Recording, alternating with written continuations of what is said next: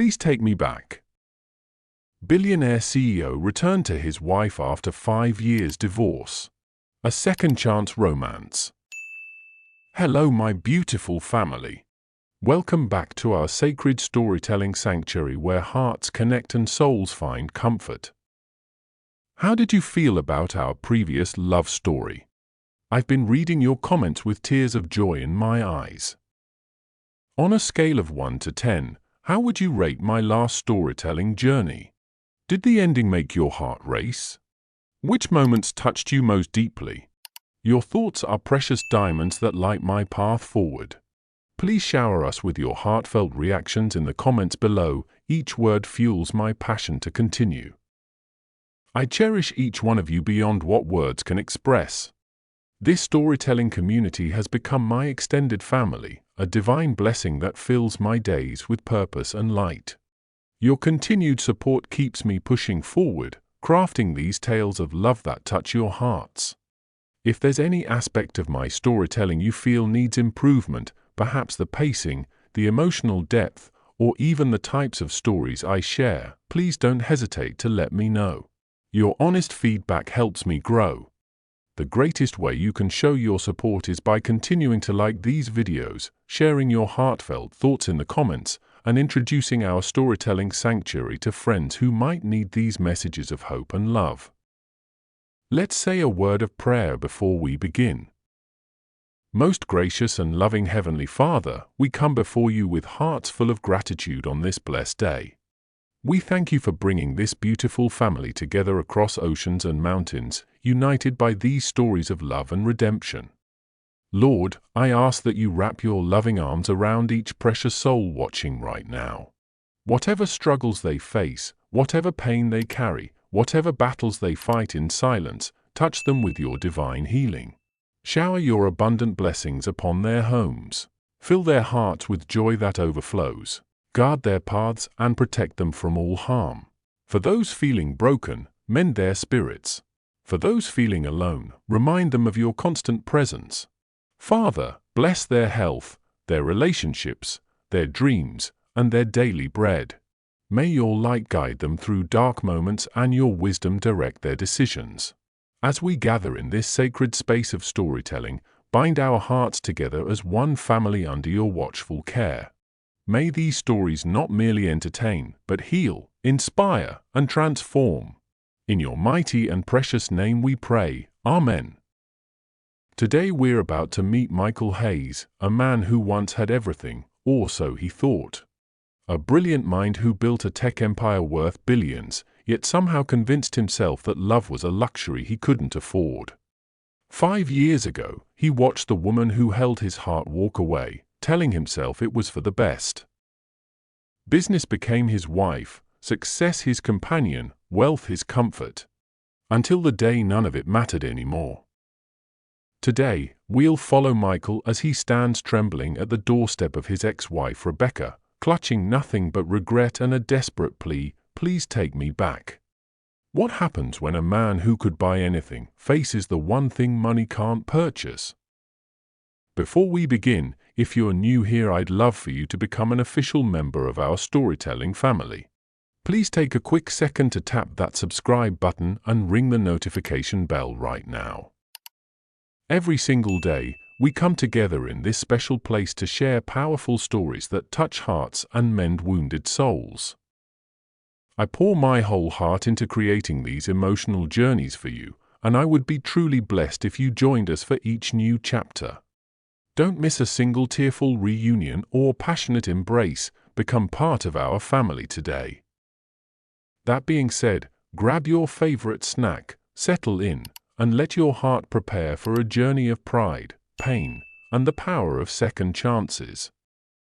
Michael Hayes stood at 6 feet 2 inches with shoulders that carried the weight of a billion-dollar empire and eyes that hadn't truly smiled in 5 years.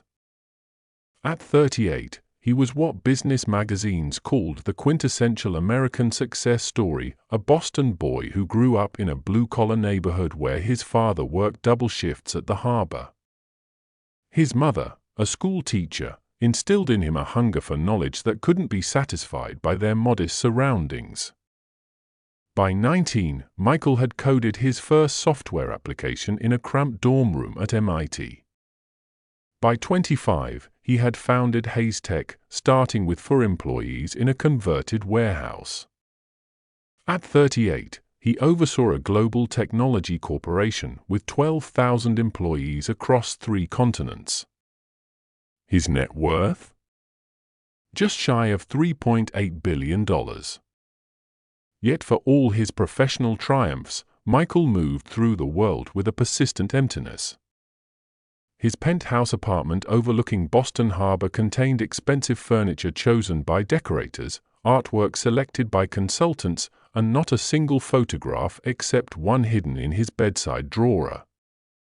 His assistant knew his coffee preference, black, 2 sugars, and his suit size, 44 long, but no one knew that he sometimes sat on his balcony at 3 a.m., staring at his phone, scrolling to a contact he hadn't called in 5 years.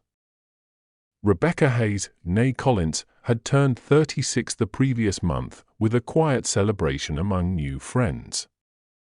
Once the rising star curator at the Museum of Contemporary Art in Chicago, she now ran a small but respected gallery in coastal Connecticut. Her talent for discovering artists remained uncanny. She could spot genius hiding in abandoned warehouses or community colleges, nurturing careers that others overlooked. With chestnut hair that fell in natural waves and eyes that shifted between green and gold depending on her mood, Rebecca carried herself with a hard-won grace. The diamond she once wore on her left hand had been replaced by a simple silver band she crafted herself in a jewelry-making class, a symbol of her promise to never again lose herself in someone else's life. Rebecca's small cottage near the beach contained books in every corner, jazz records, and artwork from artists whose careers she helped launch. Her refrigerator held ingredients for actual meals rather than the takeout containers that sustained her in her previous life. The locals knew her as Becca, a name Michael never used, and something about that distinction felt important to her, a boundary between who she was and who she'd become. Their paths first crossed on a rainy evening at the Guggenheim Museum in New York. Michael was there reluctantly, dragged by a business associate to a charity gala where wealthy tech entrepreneurs mingled with the art world elite. He stood alone near a striking installation, more interested in the structural engineering of the building than the artwork itself. Rebecca was there professionally, representing her Chicago museum, seeking new artists and networking with potential donors. She noticed him immediately, not for his wealth. After all, he basically had nothing then. Just his vision and strong drive to succeed.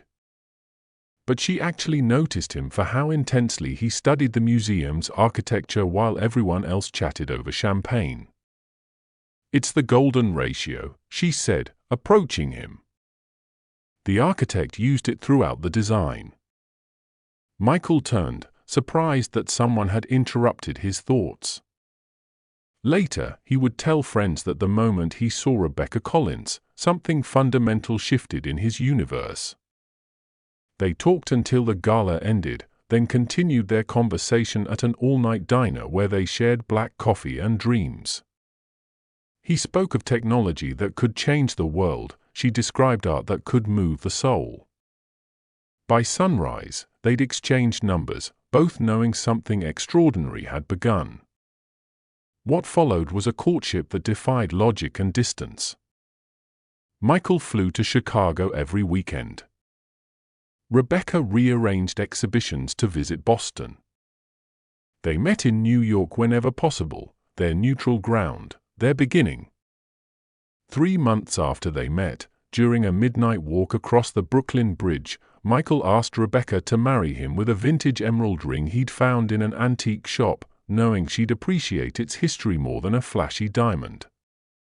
2 months later, they were married in a small ceremony attended by her art world friends and his small circle of tech visionaries. None of their family members understood the rush, but anyone who saw them together recognized a rare connection, 2 people who had somehow found their missing piece in a crowded, fragmented world. The first 2 years of their marriage unfolded like a beautiful dream. They established their home in Boston, where Michael's company, Hayes Tech, operated from the spare bedroom of their modest apartment. Michael worked at a desk he'd built himself from reclaimed wood, while Rebecca brought him coffee and sandwiches between her museum shifts. They laughed about the mismatched furniture and the way the shower never quite got hot enough. Money was tight, but possibilities seemed endless. Everything changed when Michael secured his first major investor. Suddenly, there was an actual office with a team of 6 programmers. Rebecca helped paint the walls on weekends. She ordered pizza for late-night coding sessions and learned enough technical terms to understand what excited Michael about his work. The first major contract came from a financial services company that needed Michael's revolutionary data security protocol. Rebecca remembered the night he burst through the door with the signed agreement, how they danced in their kitchen to music only they could hear, how they drank cheap champagne from coffee mugs because they didn't own proper glasses. Success snowballed rapidly after that. Within 18 months, Hayes Tech grew from 6 employees to 60.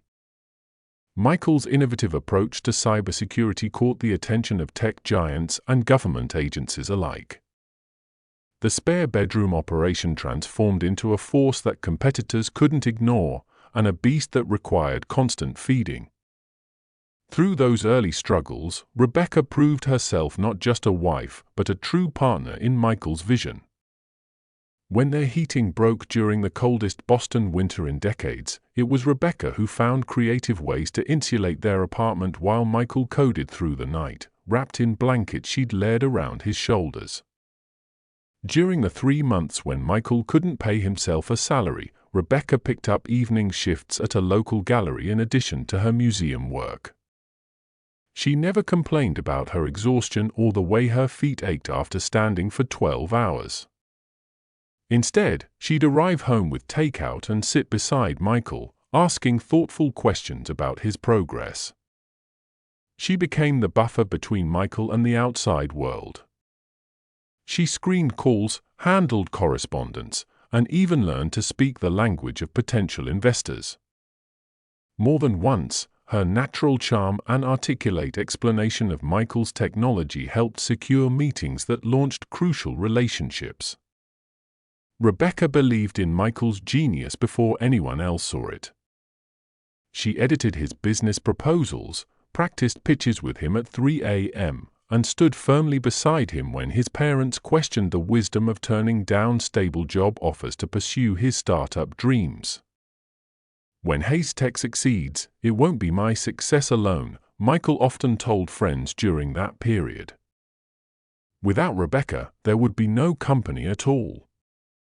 She's the foundation everything else is built on. The shift happened so gradually that neither of them noticed it at first. As Hayes Tech expanded, Michael's days stretched longer. Dinner together at 7 p.m. became 8 p.m., then 9 p.m., until Rebecca often ate alone, leaving a plate in the microwave that sometimes remained untouched until morning. Their conversations, once flowing with ideas and dreams, became operational exchanges about schedules and household needs. Michael spoke in distracted fragments, his mind clearly elsewhere even when physically present. His phone became an extension of his hand, always buzzing, always demanding attention that once belonged to Rebecca.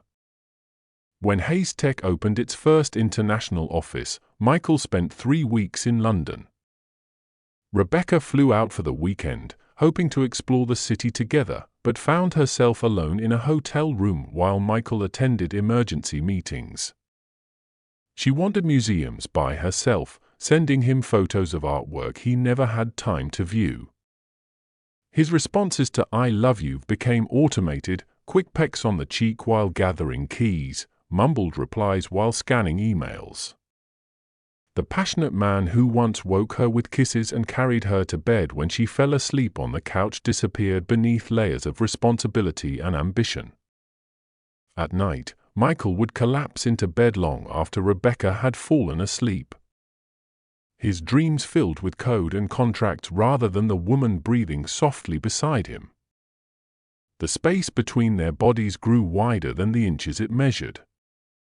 Their first apartment had been replaced by a penthouse with floor-to-ceiling windows and a view that stretched across Boston Harbor.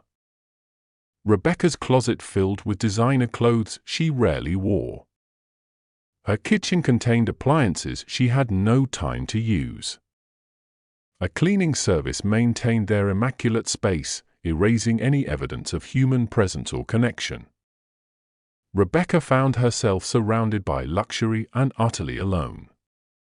Dinners by herself at their custom Italian marble dining table felt hollow, each bite tasteless no matter how expensive the food. She started eating standing up at the kitchen counter instead, unable to bear the emptiness of the formal space. The loneliness followed her like a shadow. At charity events, she became Michael Hayes's wife, introduced and valued not for her expertise in art, but for her connection to wealth. She smiled through conversations about Michael's latest achievements while no one asked about her own work or passions. Even their bed felt cold despite the imported Egyptian cotton sheets. Rebecca began building a fortress of pillows between them, a physical manifestation of the emotional barrier growing daily. Some nights, she cried silently while Michael slept, wondering how someone could be physically so close yet completely unreachable. She tried reaching out to friends, but their lives had diverged too greatly. Her art world colleagues couldn't understand her complaints about a life many envied. "Poor you with your billionaire husband," one former friend commented sarcastically, closing another door to genuine connection. Their 5th wedding anniversary should have been sacred. Months earlier, Rebecca had circled the date on every calendar in their home. She mentioned it in casual conversation, sent calendar invitations to Michael's personal and work emails, and even enlisted his assistant to block the entire day. Rebecca planned meticulously. She reserved the presidential suite at the Pierre in New York, the hotel where they'd spent their wedding night. She arranged for the chef from their favorite Boston restaurant to travel down and prepare a private dinner. She even tracked down the specific vintage of champagne they'd shared on their first date. 3 days before their anniversary, Michael announced he needed to fly to San Francisco. A potential acquisition was on the table, one that would expand Hayes-Tekker's market value considerably. Rebecca reminded him of their plans, showing him the confirmation emails and itinerary she'd created. "This deal won't wait, Becca. We can celebrate when I get back," Michael said, already packing his laptop. "We've celebrated it when you get back for 3 years now," Rebecca replied quietly. Michael promised to return by noon on their anniversary. Then by dinner. Then he stopped answering her calls completely. Rebecca sat alone in the hotel suite, watching the Manhattan skyline transition from golden sunset to twinkling darkness, the specially prepared meal growing cold, champagne warming in its bucket. When Michael finally called near midnight, his voice carried the familiar high of business success rather than the remorse of a husband who remembered what day it was. Rebecca flew back to Boston the next morning, arriving at their penthouse with a hollowness that had finally reached her core. She packed a small suitcase, planning to stay with a friend until she could process her thoughts. She didn't expect Michael to return for at least another day. But he was there, sitting in their living room in semi-darkness. He looked up when she entered, his expression shifting from preoccupation to confusion as he noticed her suitcase. "Going somewhere?" he asked. "I can't do this anymore, Michael," Rebecca said, her voice steady despite the tremor in her hands. Michael stood, running his fingers through his disheveled hair. "Look, I know I messed up the anniversary. The negotiations ran longer than expected. I'll make it up to you, we can go to Paris next weekend." This isn't about the anniversary. It's about us. There is no us anymore. Don't be dramatic, Rebecca. We're fine. We're just busy. The word dramatic broke something inside her. 5 years of suppressed pain erupted at once. When was the last time you asked about my exhibition? Or my day? When was the last time we had a conversation that wasn't about your company? When did you last touch me without reaching across me for your phone? Her voice rose with each question. That's not fair, Michael countered. I'm building something important. Everything I do is for our future. What future? We don't have a present, Michael. I'm a ghost in this house. I'm just part of the decor you never notice. You knew who I was when you married me. You knew I was ambitious. I married a man who looked at me like I was his whole world. A man who held my hand during gallery openings and asked about the artists. A man who brought me coffee in bed and told me his dreams. Tears streamed down her face now. That man disappeared, and I've spent years waiting for him to come back. Michael stepped toward her, but Rebecca backed away. I don't even think you'd notice if I wasn't here. Your life would continue exactly as it is now. That's how irrelevant I've become to you. You're being ridiculous. Of course I'd notice. I love you. Rebecca shook her head slowly. No, Michael. You love the idea of having a wife. Someone who exists in the background of your success story. That's not enough for me anymore. She picked up her suitcase. When you really think about it, truly think about it, would your daily life change at all without me in it? Michael's silence was her answer. Rebecca retained a quiet, efficient attorney who specialized in high-net-worth divorces. Michael's legal team arrived with boxes of documents, prepared for a contentious battle over his billions. They were met instead with a single-page list of requests. Rebecca wanted only her personal possessions, her artwork, and her car.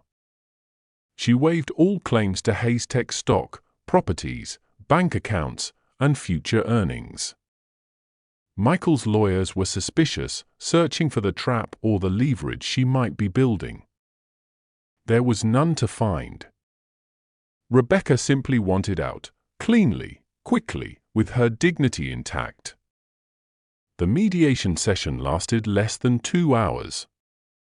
While attorneys discussed terms in measured tones, Rebecca and Michael sat at opposite ends of a mahogany conference table, neither meeting the other's eyes.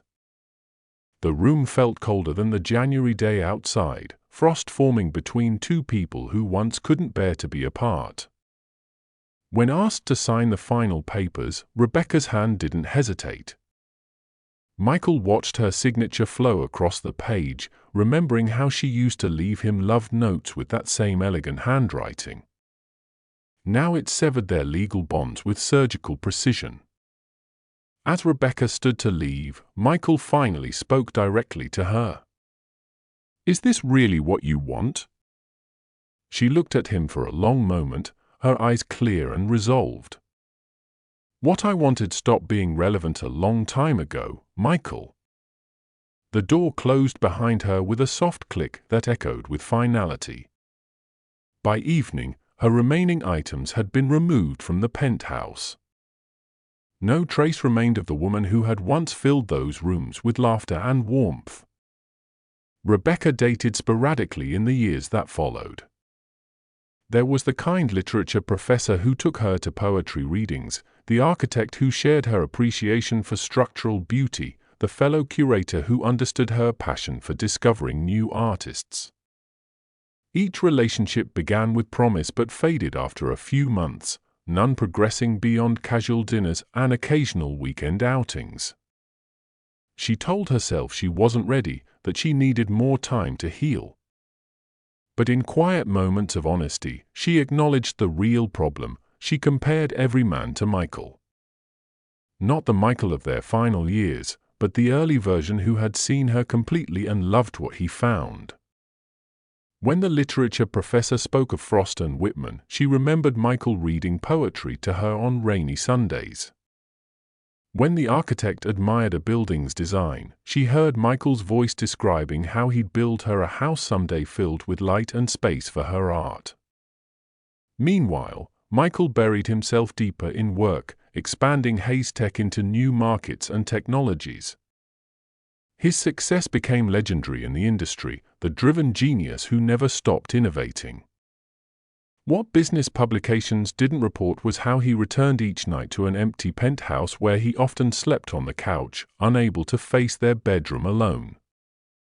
His executive assistant arranged appropriate dates for industry events, accomplished, beautiful women who understood the business world.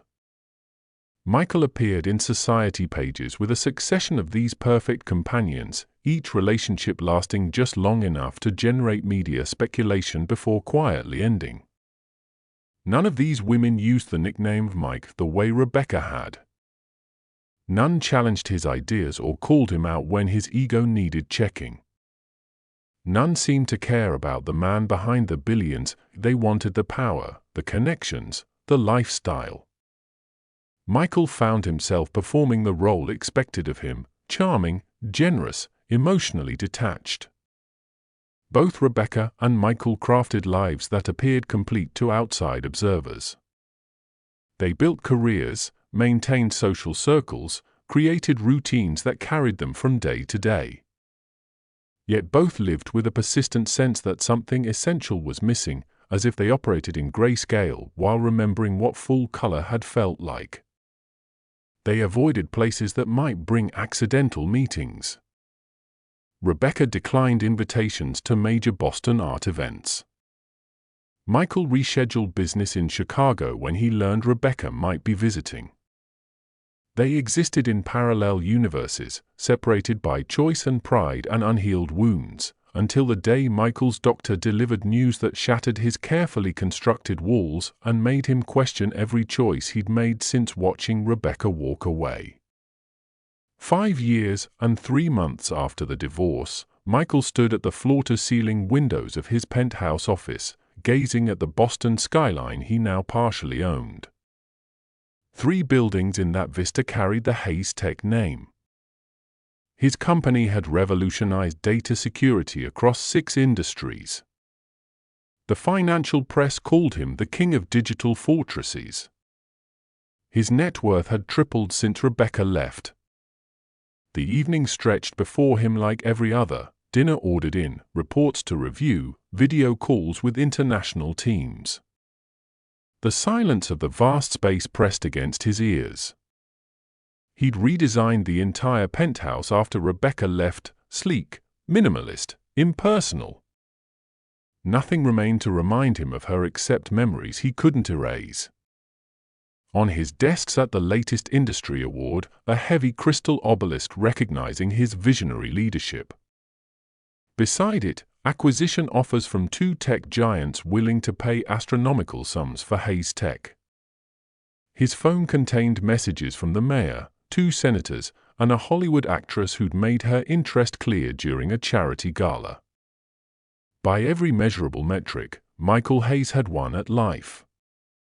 Yet as darkness fell over Boston, he couldn't name a single person who would notice if he never left this room again.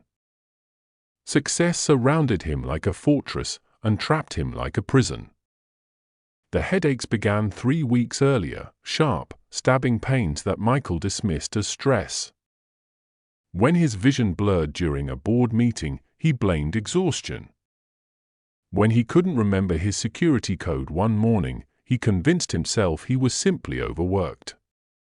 It wasn't until he collapsed in his private elevator that Michael finally agreed to see a doctor.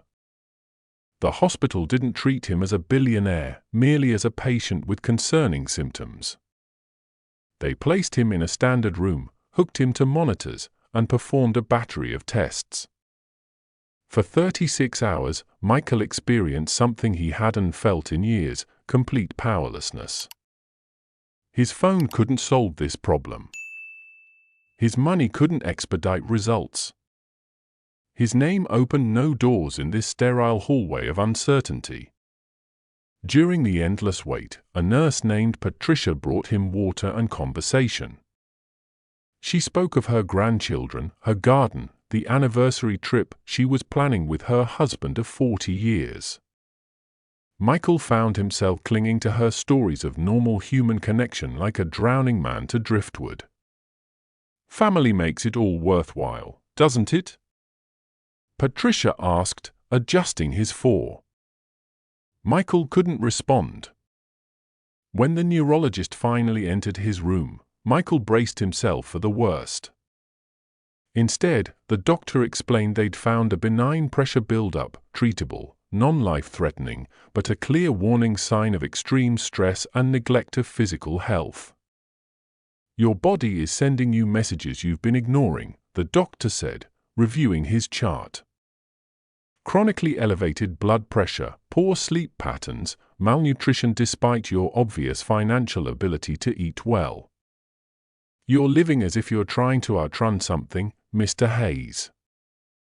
Eventually, your body will force you to stop. The doctor prescribed medication, rest, and a complete lifestyle re-evaluation. As he turned to leave, he paused at the doorway. I've treated many successful people, Mr. Hayes. I've yet to meet one who wished for more money on what they thought was their deathbed. They all wish for more time with the people they love. Michael stared at the ceiling long after the doctor left, those words echoing in the empty room. After his release from the hospital, Michael followed doctor's orders by taking an unprecedented week off work. He moved slowly through his penthouse, sleeping more than he had in years, eating properly for the first time in months. On the third day, restlessness drove him to his home office to retrieve a book. While searching through his desk for reading material, his fingers brushed against something hidden in the back of the bottom drawer. He pulled out a slim leather volume he didn't immediately recognize. When he opened it, his breath caught. It was a photo album Rebecca had made for their 3rd anniversary, the last happy one they'd shared. She had documented their relationship from the first night at the Guggenheim through their early married life. Here was Michael asleep on their first apartment's worn couch, code printouts covering his chest. Rebecca in the morning light of their bedroom, hair tousled, smile radiant. Both of them painting the first Hayes Tech office, Rebecca with a blue smudge on her nose that Michael remembered kissing away. Each photo captured moments he'd forgotten in his relentless forward motion: picnics in the park, snowball fights during a Boston blizzard, quiet evenings when they'd talked until dawn. Rebecca had written captions in her flowing handwriting, teasing notes, inside jokes, heartfelt observations. The final page held a photo taken by a waiter during their 3rd anniversary dinner. They sat close together, Michael's arm around Rebecca, both laughing at something now lost to time. Beneath it, Rebecca had written, "Looking forward to decades more of adventures with my favorite person." Michael ran his fingers over her handwriting, realizing with sudden clarity that he hadn't touched anything connected to her in 5 years. The album held physical proof of what he'd been denying: they had been truly happy once, before he chose ambition over love. Michael carried the album to his living room, sinking into the leather sofa that had been selected by an interior designer whose name he couldn't recall. For hours, he turned the pages again and again, studying each photograph as if it contained a code he needed to crack. Outside his windows, night fell over Boston, the city lights blurring through tears he didn't notice until they dropped onto the plastic-covered pages. What had any of it been for? The endless meetings, the global expansion, the acquisitions and innovations, all pursued with single-minded determination while his actual life slipped away. He owned 3 homes he never visited. His art collection, valued at millions, had been purchased by consultants to impress guests he didn't care about. His refrigerator contained pre-made meals he ate without tasting. He thought of his executive team, who feared rather than respected him. Of industry peers who envied his success but never called him a friend. Of women who desired his wealth and status but knew nothing of his dreams or fears. The empire he'd built now seemed hollow, magnificent from a distance but empty inside. That morning at the hospital, facing what he thought might be a terminal diagnosis, not once had he thought about Hayes Tech stock prices or pending contracts. His thoughts had turned immediately to Rebecca, to regrets, to lost chances, to the realization that he had traded the only real happiness he'd known for achievements that now felt meaningless. Michael moved to the window, pressing his palm against the cold glass. Somewhere out there, Rebecca was living her life, laughing, creating, perhaps loving someone new. While he stood alone in a monument to success that suddenly felt like the most elaborate failure. The next morning, Diane Wilson arrived at the penthouse for their usual 7 a.m. briefing. For 14 years, she had served as Michael's right hand, the formidable gatekeeper who managed his empire when he couldn't be everywhere at once. She had seen him furious, exhausted, triumphant, and ruthless. She had never seen him vulnerable. When she entered the living room with her usual folder of urgent matters, she stopped abruptly. Michael sat on the floor, back against the sofa, still in yesterday's clothes. The photo album lay open on his lap. His eyes were red-rimmed, his face unshaven. "Mr. Hayes?" Diane's professional tone faltered. "Are you ill? Should I call the doctor?" Michael looked up, making no attempt to hide the tears tracking down his face. "Did you know I used to make her breakfast every Sunday? Blueberry pancakes.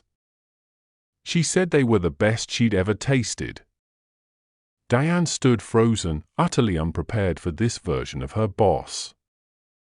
In 14 years, he had never mentioned Rebecca beyond necessary instructions after the divorce to remove her possessions and change all passwords she might have known. "I had everything that mattered, and I threw it away for this." He gestured vaguely at the penthouse, the view, the trappings of success surrounding them. "For nothing." Diane slowly set down her folder and did something unprecedented in their professional relationship. She sat down beside him on the floor. For several minutes, they remained in silence while Michael's shoulders shook with quiet sobs. She didn't offer platitudes or touch him, simply remained present as the formidable Michael Hayes broke apart. When he finally quieted, Diane spoke softly. "I remember her, you know. She always asked about my son's baseball games. Sent flowers when my mother died. The office felt different when she would visit, warmer somehow. I've made a terrible mistake, Diane.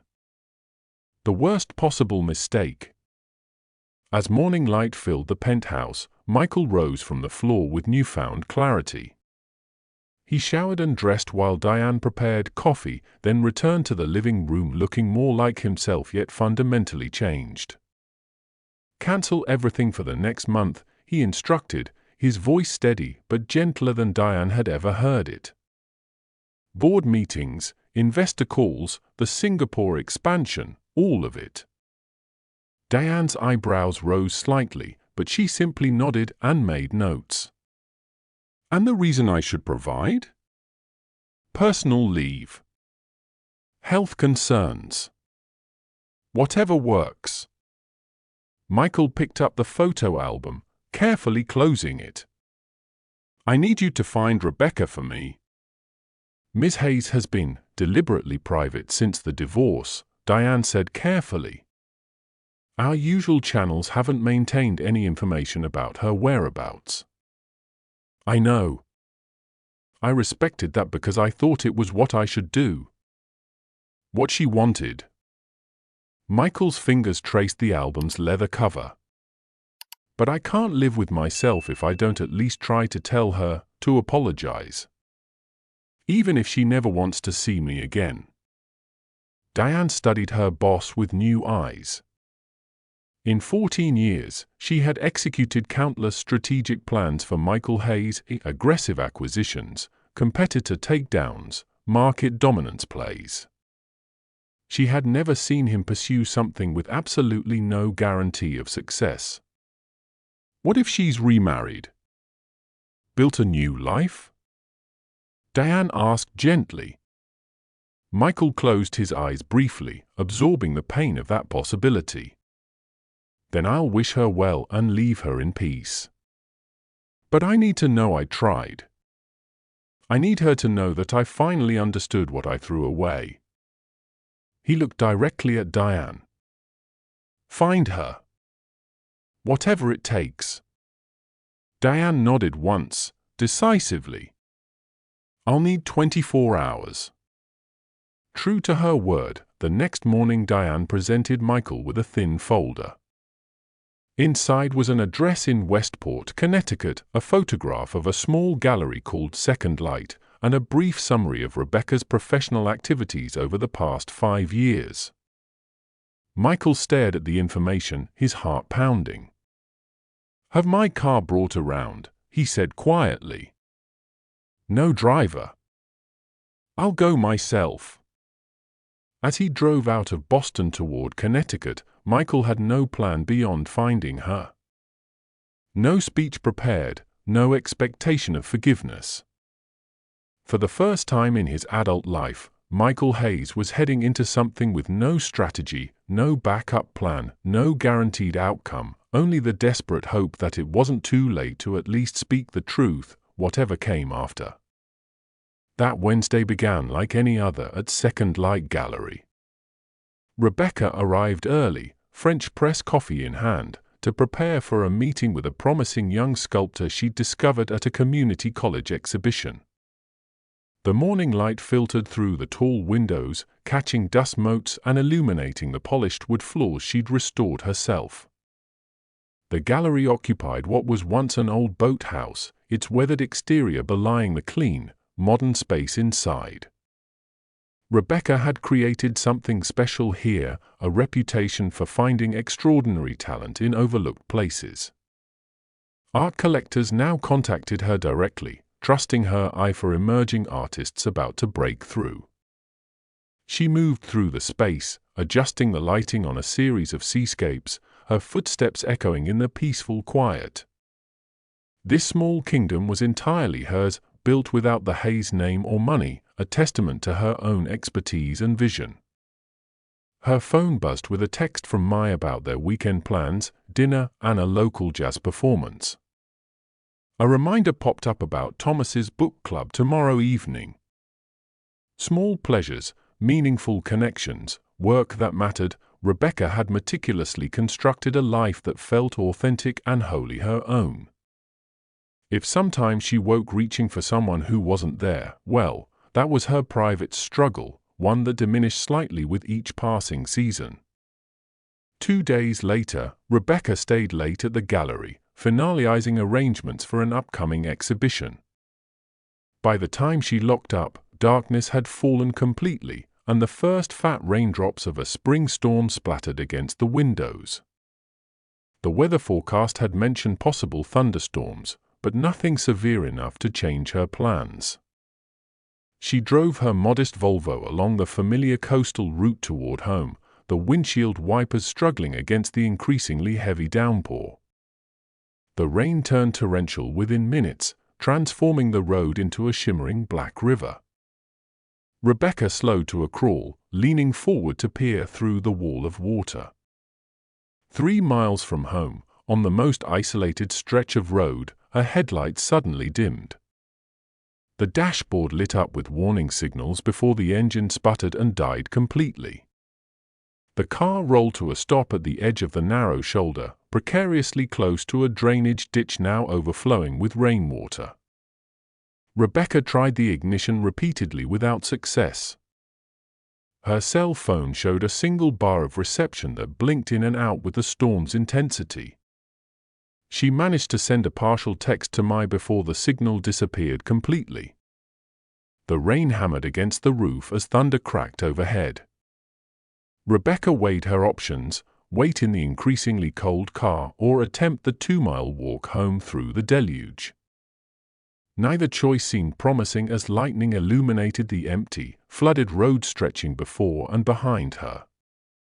20 minutes passed with Rebecca alternating between futile attempts to restart her car and failed efforts to call for help. The temperature inside the vehicle dropped steadily as the storm intensified. She pulled her light spring jacket tighter around her shoulders, regretting her decision to leave her heavier coat at the gallery. Through the rain-streaked windows, a pair of headlights appeared in the distance, approaching slowly from the direction of town. Rebecca felt a surge of relief. Perhaps it would be a local who could offer assistance or at least a ride to somewhere with better cell reception. As the vehicle drew closer, its distinctive shape became recognizable even through the downpour. A Bentley, midnight black, impossibly sleek, utterly out of place on this rural Connecticut road. The kind of car that belonged in a major city, driven by someone with wealth and power to spare. The luxury vehicle pulled alongside her Volvo and stopped. Through the cascading water on her window, Rebecca could only make out the silhouette of the driver, a man, alone, seemingly hesitating before opening his door. Something about the shape of his shoulders, the way he held his head, triggered a flash of recognition that she immediately dismissed as impossible. The Bentley's door opened. A tall figure emerged into the storm, moving quickly around the front of his car toward hers. He wore no raincoat, and within seconds his expensive suit was soaked through. As he approached her window, lightning flashed, illuminating his face. Rebecca's hand froze on the door handle, her heart suddenly thundering louder than the storm around her. Rebecca's mind refused to process what her eyes were seeing. It simply wasn't possible. Michael couldn't be here, on this road, in this storm, 5 years after their last goodbye. Yet as he bent toward her window, rain streaming down his face, there was no denying the truth. Those same dark eyes that had once looked at her with such love, the strong jaw now tensed with concern, the small scar above his right eyebrow from a childhood accident, details she had tried so hard to forget. Her fingers trembled as she lowered the window just enough to hear him over the storm. "Rebecca," he said, a name sounding both foreign and achingly familiar on his lips. "Are you all right?" The absurdity of the question, of this entire situation, struck her with almost physical force. 5 years of silence, and now he appeared like an apparition during a breakdown on a deserted road. "What are you doing here?" Her voice came out sharper than intended, a defensive edge honed by years of protecting herself from precisely this moment. Michael's face registered the blow, but he didn't retreat. Rain soaked his hair, plastering it to his forehead in a way that made him look younger, more vulnerable than the business titan whose photo occasionally appeared in magazines she deliberately avoided. "I was coming to find you," he answered simply, water dripping from his chin.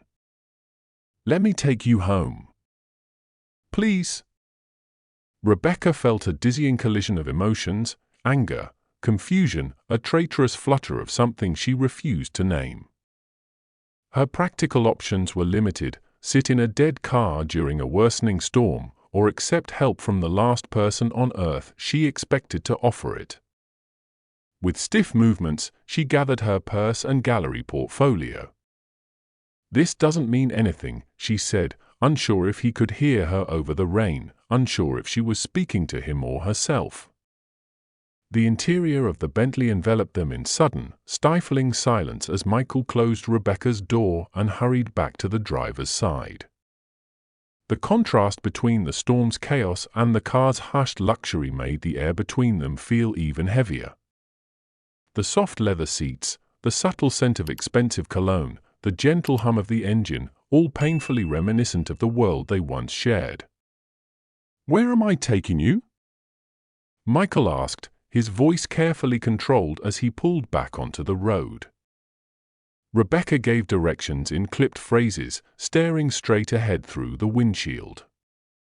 She sat rigidly, clutching her purse on her lap like a shield, creating as much distance between them as the confined space allowed. Questions crowded her mind. How had he found her? Why now, after all this time? What could he possibly want? But asking meant engaging, and engaging meant acknowledging this surreal situation as real. Instead, she maintained her silence, counting the minutes until this bizarre encounter would end.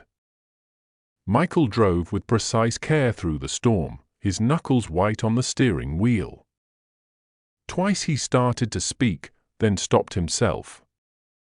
The windshield wipers marked time between them, back and forth, like a metronome counting beats in a discordant melody. As they turned onto her street, Rebecca felt a flash of resentment that he would now know where she lived. Another piece of her carefully constructed independence compromised. The cottage came into view, its porch light a golden beacon through the rain. "That's it," she said, the first word spoken in 10 excruciating minutes. "The blue cottage with the white trim." Michael nodded, pulling into her gravel driveway as if he'd done it 100 times before. Michael cut the engine, but made no move to exit the car. Rain pounded against the roof with increasing intensity, giving voice to the tension between them. "Thank you for the ride," Rebecca said formally, her hand already on the door handle, eager to escape. A violent crack of thunder shook the air, followed immediately by a blinding flash of lightning that illuminated the road behind them. In that brief electric moment, Rebecca saw a large tree branch crash onto the road they just traveled. Michael saw it too. "That was close," he murmured, concern evident in his voice. Rebecca hesitated, internal conflict playing across her face. Thunder boomed again, closer this time. The thought of Michael driving back through the worsening storm, distracted by whatever had brought him to find her, caused an unwelcome pang of worry. "You shouldn't drive in this," she said reluctantly, the words feeling like a surrender of sorts. "The storm warning said it would pass quickly." "You can." She took a deep breath. "You can wait inside until it's safer." Michael turned to her, genuine surprise in his eyes. "Are you sure?" No, she wasn't sure at all. Every instinct warned against allowing him into the sanctuary she'd built without him. Yet some deeper part of her, perhaps simple human decency, perhaps something more complicated, couldn't send him back into danger. Just until the storm passes, she clarified, opening her door before she could reconsider. They made a dash through the downpour, Rebecca fumbling with her keys at the door while rain soaked through her clothes. After 5 years of determined separation, they were about to share a roof once again, however temporarily. Rebecca flipped on lights as they entered, suddenly self-conscious about her home through Michael's eyes. The cottage was modest by any standard, microscopic compared to the luxury they'd once shared. The living room held mismatched furniture she'd collected from estate sales and antique shops, pieces chosen for comfort and character rather than status. Bookshelves lined one wall, overflowing with art volumes and novels. A small fireplace still held ashes from the previous night's fire. "Let me get you a towel," she said, avoiding his gaze as she disappeared down the short hallway. Michael stood dripping on the entryway rug, taking in every detail like a man memorizing a scene he might never see again. His eyes moved from hand-woven throws to watercolor landscapes to the half-finished mug of tea on the coffee table. He noticed a pottery bowl containing seashells, a stack of exhibition catalogs, a sweater draped over a chair arm. Evidence of a life in progress, the real life, not the sterile perfection of his own spaces. When Rebecca returned with towels, she found him studying a series of small paintings hanging near the window. "Are these yours?" he asked softly, genuinely surprised. Rebecca nodded, handing him a towel while keeping careful distance. "I started painting again about 3 years ago. Just for myself." The simple watercolors depicted coastal scenes, a rowboat at dawn, harbor lights reflecting on water, a solitary heron on weathered pilings. They carried a quiet melancholy that made Michael's chest tighten. "They're beautiful," he said, meaning it completely. Rebecca watched him take in her modest home, bracing for judgment or pity. Instead, she saw something unexpected cross his face, a flash of wistfulness, perhaps even regret, as he absorbed the authentic warmth of the space she'd created without wealth or pretension. Rebecca busied herself with practical matters, turning on the electric kettle, finding Michael a second towel for his soaked hair, adjusting the thermostat to combat the chill they'd brought in from the storm. She moved around him carefully, maintaining a bubble of space between them, her actions precise and controlled. "The weather report said this should pass within the hour," she said, her voice deliberately casual as she retrieved mugs from a cabinet. "Then the road should be clear enough to drive." Michael dried his face and hair, watching her measured movements. "Rebecca," he said finally, dropping the pretense that this was simply a chance encounter during a storm. She stilled, her back to him, hands gripping the edge of the counter. For several heartbeats, she remained frozen, as if deciding whether to turn or maintain the protective barrier of distance. Slowly, she turned. For the first time since his appearance on that rain-soaked road, Rebecca truly looked at Michael.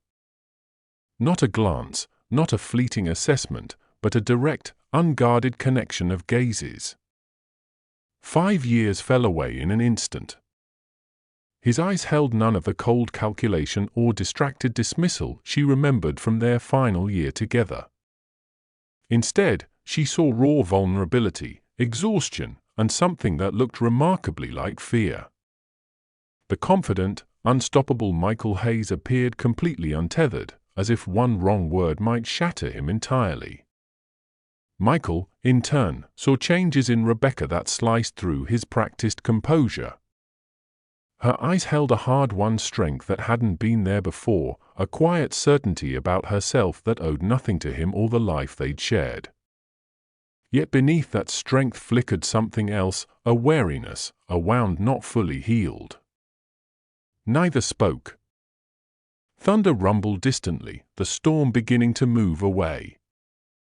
But in the small kitchen of Rebecca's cottage, a different kind of storm gathered force as years of unspoken words, buried emotions, and carefully maintained distance collapsed into a single, unavoidable question that hung in the air between them. "Why are you here?" "My precious family, I can feel your hearts pounding right alongside Rebecca's as these two souls face each other in that tiny cottage kitchen. The tension between them is electric, isn't it? Have you ever experienced that moment just like Rebecca when someone from your past suddenly reappeared in your life? That person you thought was gone forever? Please share your stories in the comments below. I read every single one. And don't you dare leave now, because the words about to come out of Michael's mouth will completely transform everything between them. What could possibly make this powerful billionaire track down his ex-wife after 5 long years? Stay with me to find out. The electric kettle clicked off, its sharp sound breaking the tense silence. Rebecca turned away first, busying herself with tea preparations. "I only have herbal," she said, her voice deliberately steady. Chamomile or mint? Mint is fine, Michael replied, standing awkwardly in the middle of her kitchen, still holding the damp towel. Rebecca placed a tea bag in each mug, poured the steaming water, and handed one to Michael without meeting his eyes again. The storm continued its assault outside, rain lashing against windows, wind howling through the eaves. "Your gallery," Michael began, grasping for neutral territory. "I saw it on my way into town. It looks successful." "It is," Rebecca answered, adding nothing more. Michael nodded, taking a cautious sip of too hot tea. "The name, Second Light, it's interesting. It means different things to different people." Another silence stretched between them, heavy with unasked questions. The clock on Rebecca's wall ticked loudly, counting out seconds that felt like hours. The weather report said it should clear by morning, Rebecca offered, retreating to the safest possible topic. Michael nodded again. "Good. That's good." They stood in her small kitchen, two people who had once shared everything, now reduced to commenting on the weather like strangers trapped in an elevator together. Rebecca moved toward the living room, needing more space between them. She sat in her favorite armchair, tucking her feet beneath her, a protective posture that unconsciously created another barrier. Her fingers clutched the warm mug, grateful for something to hold onto as her mind raced with unanswered questions. Michael followed, but chose the farthest seat, perching on the edge of the sofa as if preparing for a quick exit. His usual boardroom confidence had vanished completely. He ran his hand through his still damp hair, a nervous gesture Rebecca remembered from their early dating days when he'd been unsure of himself around her. "Your home is lovely," he said, eyes traveling around the room, looking at everything except her. "It's nothing like what you're used to," Rebecca replied, a slight edge to her voice. She instantly regretted the defensiveness that had crept in. Michael's gaze dropped to his hands. "That's what makes it special." The simple honesty in his tone caught her off guard. Rebecca shifted, reinforcing her internal walls against the unexpected vulnerability. She'd spent years constructing these defenses, brick by emotional brick, preparing for a moment she never truly believed would come. Michael watched her retreat further into herself, recognizing the shields he'd helped create. His right leg bounced slightly, another tell from their shared past, a sign of his extreme discomfort. Thunder crashed directly overhead, making them both jump, momentarily united in shared surprise before quickly looking away from each other. A particularly violent crash of thunder shook the cottage, followed immediately by a sharp electrical buzz.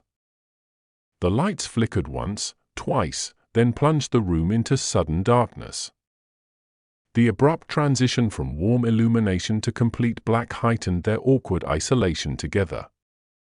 "Perfect timing," Rebecca murmured, her voice floating through the darkness. "Do you have candles?" Michael asked, his deep voice sounding closer than before. "Kitchen drawer beside the sink." "Matches should be there too." Rebecca stood carefully, setting her mug on the side table. "I'll get the emergency lantern from the hall closet." They moved cautiously in opposite directions, guided only by occasional lightning flashes through the windows. In the kitchen, Michael fumbled through drawers until his fingers found candles and a book of matches. He heard Rebecca bumping against something in the hallway, followed by a soft curse. "Are you all right?" he called. "Fine," she answered quickly. "Just stubbed my toe on the vacuum cleaner." Michael struck a match, the small flame casting a momentary golden glow across his concerned face. He lit the first candle, then a second and third, creating islands of warm light in the darkness. Rebecca returned with an old-fashioned lantern, its battery-powered beam cutting a path through the shadows. She placed it on the coffee table between them, then took several candles from Michael, careful to avoid touching his fingers as she distributed the light throughout the room. The dancing flames transformed the cottage interior, softening hard edges and creating an intimacy neither had anticipated. Their shadows stretched large against the walls, overlapping and merging despite their careful physical distance. "I should check the circuit breaker," Rebecca said, needing something practical to focus on. "The whole street is dark," Michael replied, gesturing toward the window. "Power grid's probably down from the storm." Rebecca nodded, suddenly aware that their unexpected reunion now had no clear endpoint. They were trapped together until either the storm passed or power returned, whichever came first. They settled back into their respective seats, the candlelight casting flickering shadows across their faces. The darkness somehow made the space more intimate yet allowed them to hide their expressions from each other. The rain continued its steady assault, drumming against the roof and windows. "I should probably explain why I'm here," Michael said finally, his voice unnaturally tight. Rebecca steeled herself, expecting some practical reason, perhaps something related to their long-finalized divorce, some document that needed signing, some loose end discovered years later. "I've been looking for you," he continued, staring into his tea. "For weeks. Your gallery has no website. Your name isn't listed in any directories." "That was intentional," Rebecca replied quietly. Michael nodded, accepting the implicit accusation.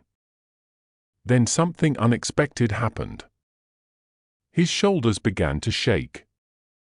At first, Rebecca thought he might be cold from his soaked clothes, but then a sound escaped him, something between a gasp and a sob. "Michael?" she asked, alarmed despite herself. He covered his face with his hands, fingers pressing hard against his eyes as if physically holding back tears. But they came anyway, years of suppressed emotion breaking through his carefully maintained control. "I'm sorry," he managed, voice breaking. "This isn't what I didn't want to." Rebecca sat frozen, utterly unprepared for this. The Michael she'd known had cried exactly twice in their relationship, at his mother's funeral and on their wedding day. The successful, controlled CEO breaking down in her living room seemed like a hallucination. "I don't know who I am anymore," he confessed, the words rushing out between ragged breaths. "Everything I built feels meaningless. Empty.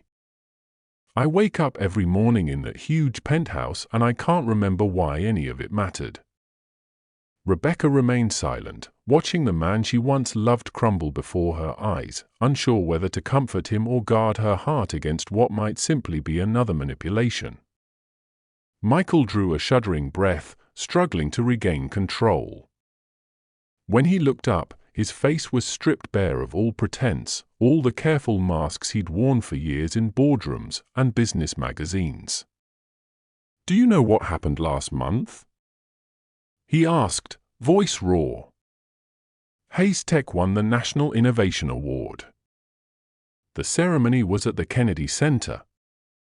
The vice president handed me the trophy. My net worth crossed $4 billion that same week." He laughed hollowly, the sound sharp in the candlelit room. "I stood on that stage in front of hundreds of people, smiled for the photographs, gave the speech my PR team had written. Everyone was congratulating me, telling me I'd changed the world. And all I could think was that I couldn't remember the last time I felt anything real." Rebecca watched him silently, her own emotions a storm she couldn't navigate. "I have 3 houses I never visit. A jet I use for meetings I don't care about. Art on my walls chosen by consultants to impress people I don't respect." Michael ran his hands through his hair, leaving it standing in different directions. "I built an empire that employs thousands of people. and I can't name 5 of their children. I created security systems that protect millions of users, and I can't protect myself from feeling nothing." His eyes met hers, red-rimmed and devastatingly honest. "Success tastes like ashes, Rebecca.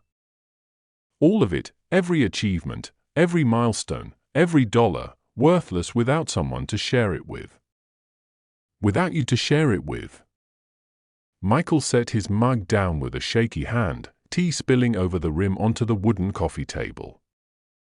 He didn't seem to notice. "The greatest joke of all this? Hayes Tech, the company I sacrificed everything for, I don't even care about it anymore." His voice dropped to almost a whisper. "The innovations that seemed world-changing? Just more digital noise. The security protocols I thought would revolutionize privacy? Other companies have already improved upon them." He leaned forward, elbows on his knees, hands clasped as if in prayer. 3 weeks ago, Google offered to buy Hayes Tech for $12 billion. $12 billion. The board was ecstatic. The executive team popped champagne. And I sat in my office feeling absolutely nothing. Just empty. Rebecca's fingers tightened around her mug. "Did you sell?" she asked quietly, the first direct question she'd managed. Michael shook his head. "I haven't given them an answer. I haven't been to the office in 10 days. A flash of lightning illuminated his haggard face, shadows deepening the new lines around his eyes. He looked older than his 38 years, worn down by success rather than uplifted by it. "The company was supposed to be our future," he continued, voice breaking again. "Every late night, every missed dinner, every cancelled vacation, I told myself it was all for us. That I was building something that would give us security, freedom, legacy. But somewhere along the way, I forgot to actually live the life I was supposedly securing."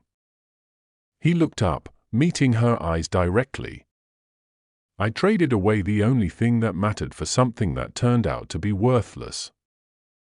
The candles flickered as wind rattled the cottage windows. Outside, the storm continued its assault, but inside, a different kind of tempest was breaking. "Why now, Michael?" Rebecca asked, the question she'd been holding back finally escaping. "It's been 5 years. Why come looking for me now?" Michael's hands trembled slightly as he reached for his wallet. From inside, he removed a folded piece of paper, worn at the creases as if opened and refolded countless times. He held it for a moment, then extended it toward her. Rebecca hesitated before taking it. In the dim light, she unfolded what appeared to be medical letterhead. Her eye scanned the document, widening as she absorbed its contents. "A brain tumor?" she whispered, looking up at him. Michael nodded. "They found it during a routine physical. The headaches I'd been ignoring for months, they were symptoms. The doctors said it was pressing against my frontal lobe. That's why I collapsed in the elevator." Rebecca's free hand went to her mouth. "Is it terminal?" "No," Michael quickly clarified. "Benign. They operated 3 weeks ago. Removed it completely." He pushed back his damp hair to reveal a small, healing scar near his temple, previously hidden. "But for 48 hours before they had the results, I thought I was dying." His voice cracked. "I lay in that hospital bed thinking about all the regrets I'd have if those were my final days. And every single one of them led back to you." He wiped at his eyes. "I didn't reach out before because I thought you were better off without me. I told myself I was respecting your choice by staying away. But that was a lie I created to protect my pride. The truth is, I was terrified you'd reject me. Terrified you'd confirm what I already knew, that I destroyed the only real happiness I'd ever known. Michael took a shuddering breath. It took facing death to give me the courage to find you. Not because I expected anything, but because I couldn't bear the thought of leaving this world without telling you how sorry I am for what I did to us. Rebecca's fingers gripped the medical report, her knuckles white in the candlelight. A kaleidoscope of emotions churned within her: shock at his health crisis, relief that it wasn't terminal, anger that it took something so extreme to bring him back, and beneath it all, an unwelcome flutter of feelings she'd worked for years to bury. She studied his face, seeing now what she'd missed before: the weight loss, the pallor beneath his tan, the shadows under his eyes that spoke of more than simple exhaustion. The man before her had faced his mortality and emerged fundamentally changed. "I don't know what to say," she admitted, her voice barely audible above the rain. Part of her wanted to comfort him, to acknowledge his pain. Another part wanted to scream that a health scare didn't erase 5 years of absence, that fear of death wasn't the same as genuine regret. She stood suddenly, needing movement to process the storm of contradictions inside her. The medical report fell to the coffee table as she paced to the window, arms wrapped tightly around herself. "You could have died," she said finally, still facing the darkness outside. "And I wouldn't have known. I would have read about it in some news article, like a stranger." The thought pierced her with unexpected sharpness. Despite everything, despite the walls she'd built and the new life she'd created, the idea of Michael simply disappearing from the world without her knowledge felt profoundly wrong. "I don't know what you want from me," she continued, turning to face him. Her voice wavered between compassion and self-protection. "I can't just forget what happened. I can't pretend those 5 years didn't exist." The candles between them guttered in a draft, shadows dancing across her conflicted expression, a visual mirror of the opposing forces battling within her heart. Something broke loose inside Rebecca as she stared at Michael across the candlelit room. 5 years of carefully contained hurt, disappointment, and rage suddenly demanded expression. The dam cracked, then shattered. "You know what, Michael?" "No." Her voice gained strength with each word. "You don't get to show up during a storm with a sad story and expect me to fall apart with sympathy.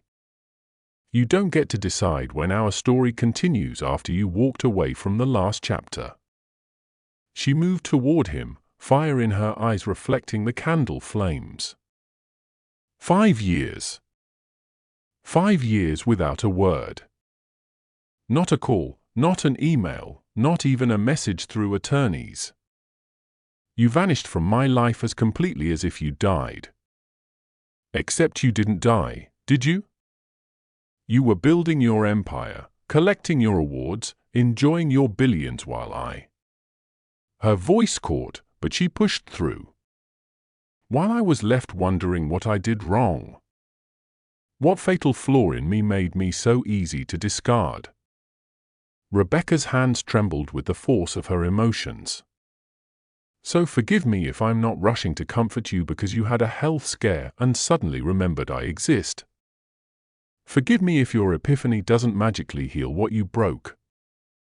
She almost didn't recognize her own voice, raw, unfiltered, freed from years of practiced restraint. The anger felt cleansing, like a fever breaking. "Do you know what it feels like to be forgotten by the person who promised to remember you forever?" Rebecca's voice cut through the darkness, sharp with long-held pain. "Do you understand what it does to someone when their existence becomes an inconvenience to the person who once couldn't live without them?" She moved closer, illuminated by flickering candlelight that caught the unshed tears in her eyes. "I became a ghost in our marriage long before I left. You would look right through me, Michael. Conversations died mid-sentence because your mind was already somewhere else. You stopped asking about my day, my work, my dreams, all the things you once found fascinating. Rebecca pressed her hand against her heart, as if physically holding back the ache. The worst part wasn't the missed anniversaries or the cold dinners. It was watching someone I loved, someone I believed loved me, slowly decide I wasn't worth their attention anymore. That's what broke me, Michael. Not your ambition or your success, but your indifference. You made me invisible in my own life. Rebecca gestured around the cottage at the life she'd carefully constructed without him. When I left, I had nothing. Did you know that? I walked away from our penthouse with 2 suitcases and my art books. I slept on my college roommate's couch for 3 months.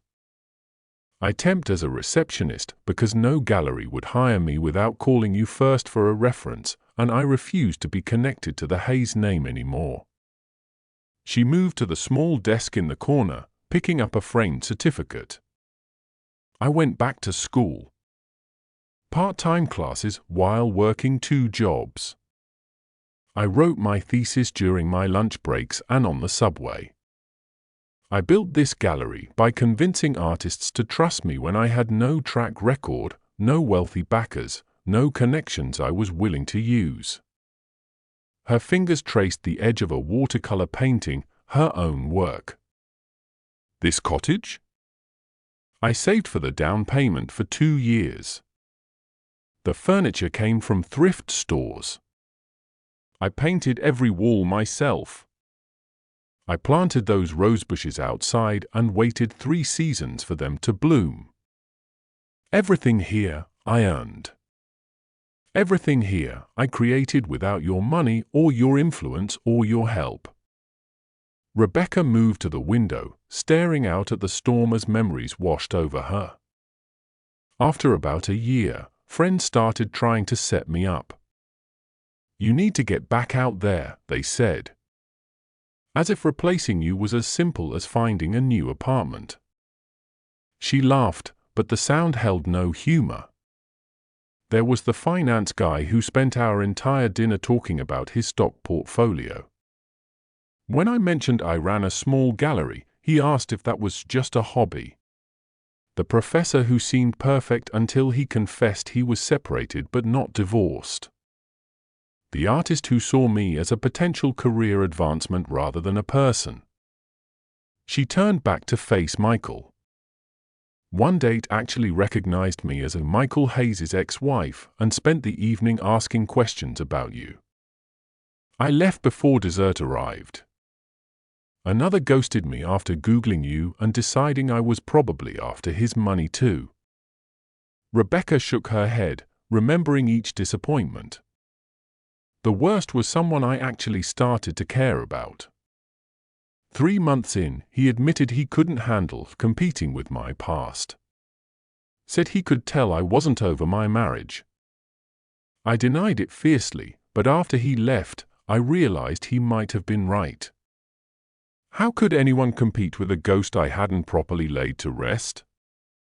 Rebecca moved to her bookshelf, pulling down a small journal bound in worn leather. The hardest part wasn't the failed dates or the financial struggles. It was remembering who Rebecca Collins was before she became Rebecca Hayes. I'd lost myself in our marriage, piece by quiet piece, until I couldn't recognize my own reflection. She ran her fingers over the journal's cover, her voice softening. My therapist suggested I write letters to my younger self. To the woman who had dreams and opinions and boundaries before she started shrinking to accommodate someone else's success. I wrote 1 letter every week for a year. Rebecca placed the journal back on the shelf with gentle reverence. I had to relearn how to trust my instincts. How to speak without apologizing first. How to walk into a room without scanning for approval. I had to rediscover my passion for art beyond just appreciating it, to create again without fear of judgment. She met Michael's eyes directly, her gaze steady and clear. The woman you married doesn't exist anymore, Michael. She faded away during our marriage, and I don't regret that she's gone. The person I am now, the person who built this life, she values herself too much to ever disappear again for anyone, no matter how much she might care for them. Throughout Rebecca's outpouring, Michael remained completely still. He made no move to interrupt or correct her. His body language showed none of the defensive posturing that had characterized their final arguments years ago, no crossed arms, no dismissive gestures, no checking the time or reaching for his phone.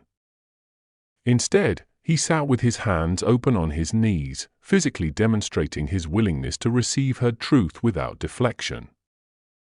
His eyes never left her face, even during the most painful accusations.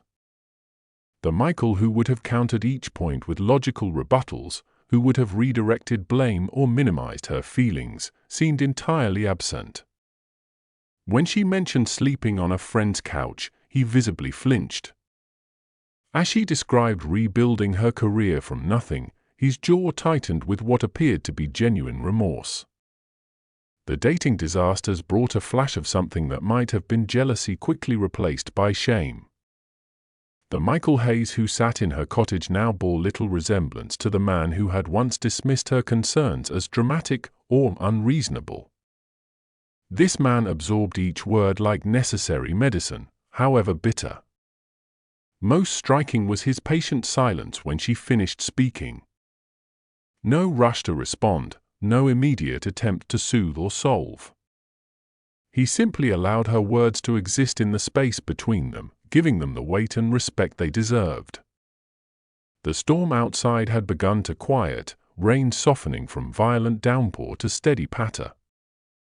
But Michael remained focused solely on Rebecca, as if nothing in the world mattered more than hearing every syllable of pain he had caused.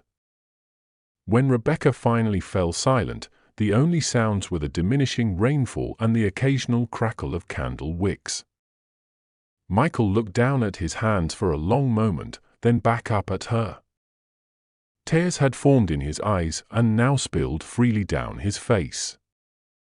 Unlike the controlled businessman who once viewed emotional displays as weakness, he made no attempt to wipe them away or compose himself. The tears tracked silently down his cheeks, dropping onto his still damp shirt. "I'm so sorry," he whispered, his voice breaking on each word. "Not just for tonight or for showing up unexpectedly. For all of it." More tears followed, his shoulders shaking slightly with the effort of containing sobs.